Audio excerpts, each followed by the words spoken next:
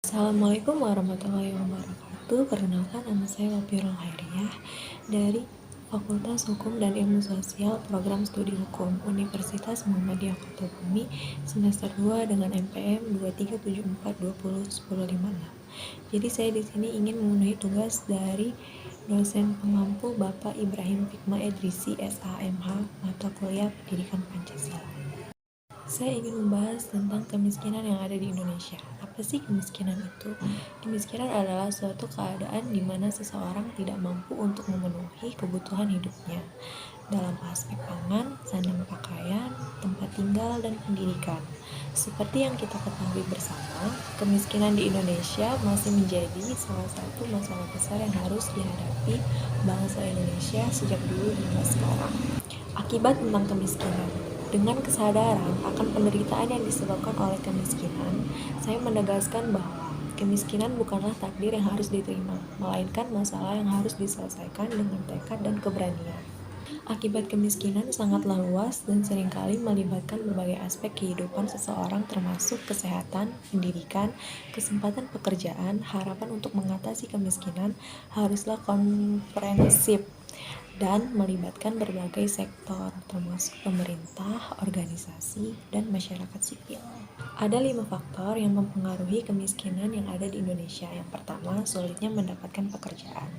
Karena kalah saing dengan yang punya ijazah sarjana, sehingga yang hanya lulusan SMA atau SMK saat ini sangat sulit untuk mendapatkan pekerjaan, dan selain karena ijazah, juga karena umur. Yang kedua, faktor usia. Bagi yang telah lanjut usia, tidak memungkinkan untuk bekerja sehingga mereka tidak mempunyai penghasilan untuk memenuhi kebutuhan hidupnya. Yang ketiga, rendahnya penghasilan. Karena kebutuhan terus meningkat dan harga di pasaran terus meningkat juga, tetapi gaji tetap sama, sehingga dalam mencukupi kebutuhan masih saja sangat kurang. Yang keempat, hilangnya pekerjaan. Seperti yang kita ketahui saat COVID-19 yang lalu, banyak pekerja yang kehilangan pekerjaan mereka karena pengurangan ketenaga kerjaan. Yang kelima, bantuan-bantuan yang tidak sesuai. Upaya pemerintah dalam mengatasi masalah kemiskinan di Indonesia salah satunya adalah memberikan bantuan kepada masyarakat yang kurang mampu. Bantuan-bantuan tersebut berupa uang, bahan pangan, baju, dan lain-lain. Selain program bantuan sosial, pemerintah juga memiliki berbagai program untuk meningkatkan kesejahteraan sosial masyarakat, termasuk kelompok menengah, seperti adanya skema jaminan sosial kesehatan yang saat ini cakupan pesertanya terbesar di seluruh dunia, dan jaminan sosial ketenagakerjaan yang di dalamnya juga melibatkan pemerintah daerah untuk memastikan pekerja rentan dapat perlindungan.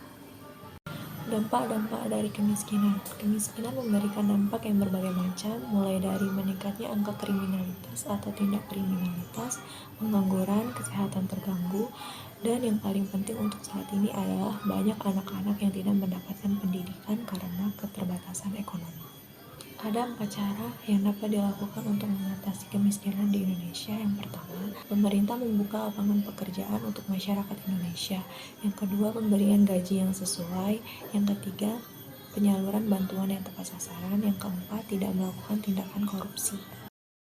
Untuk program bantuan sosial reguler seperti program Keluarga Harapan atau PKH, program sembako, bantuan permakanan, dan atensi untuk lansia, dan penyandang disabilitas. Selain itu, saat ini diberikan juga bantuan untuk ketahanan pangan keluarga melalui bantuan pangan cadangan pangan pemerintah atau CPP yang disebut dengan bantuan beras.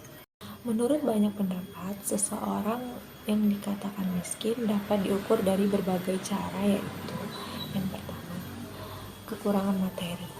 Karena kekurangan kecerdasan materi, seseorang kesulitan untuk memenuhi sandang pangan, pendidikan, dan kesehatan. Yang kedua, kekurangan pemenuhan kebutuhan sosial. Seseorang akan dikatakan oleh masyarakat jika ketergantungan, tertinggalan informasi, ataupun tidak mampu untuk berpartisipasi dalam kehidupan bermasyarakat. Yang ketiga, kurangnya penghasilan dan kekayaan yang memadai. Parameter kemiskinan yang memadai berbeda-beda di setiap negara. Ada 4 penyebab terjadinya kemiskinan. Yang pertama, kurangnya tersedia lapangan pekerjaan. Yang kedua, kurangnya pendidikan, ilmu, dan pengetahuan. Yang ketiga, terjadi konflik atau kerusuhan.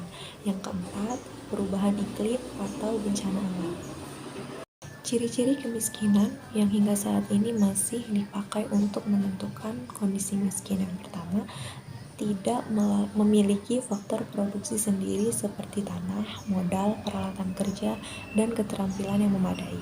Yang kedua, tingkat pendidikan yang relatif rendah. Yang ketiga, bekerja dalam lingkup kecil dan modal kecil atau disebut juga bekerja di lingkungan sektor informasi, sehingga mereka ini terkadang disebut juga setengah menganggur.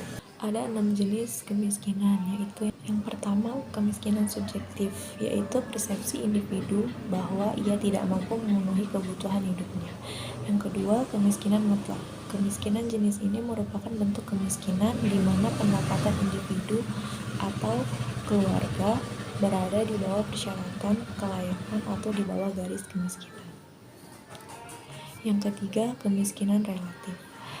Jenis ini merupakan bentuk kemiskinan yang diakibatkan oleh dampak kebijakan pembangunan yang belum menjangkau seluruh lapisan masyarakat. Yang keempat, kemiskinan alamiah adalah kemiskinan yang disebabkan oleh kurangnya sumber daya alam. Yang kelima, kemiskinan kultural adalah kemiskinan yang dihasilkan dari kebiasaan dan sikap orang dengan budaya santai yang tidak ingin meningkatkan taraf hidup mereka seperti masyarakat modern. Yang keenam, kemiskinan struktural. Kemiskinan ini muncul karena struktur sosial tidak mampu menghubungkan masyarakat dengan sumber daya yang tersedia. Berikut adalah potret tentang kemiskinan yang ada di Indonesia.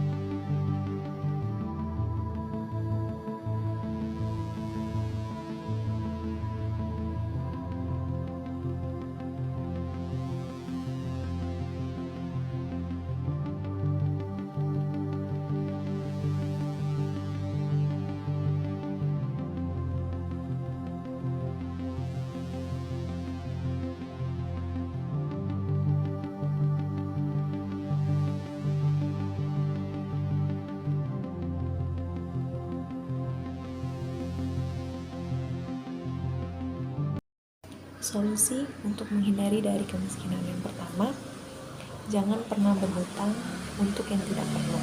Yang kedua, sisihkan penghasilan untuk ditabung. Yang ketiga, jangan jadikan alasan penghasilan kecil untuk tidak menabung. Yang keempat, belanja sesuai dengan kebutuhan, bukan karena untuk keinginan. Sekian dari video saya hari ini. Saya akhiri. Wassalamualaikum warahmatullahi wabarakatuh.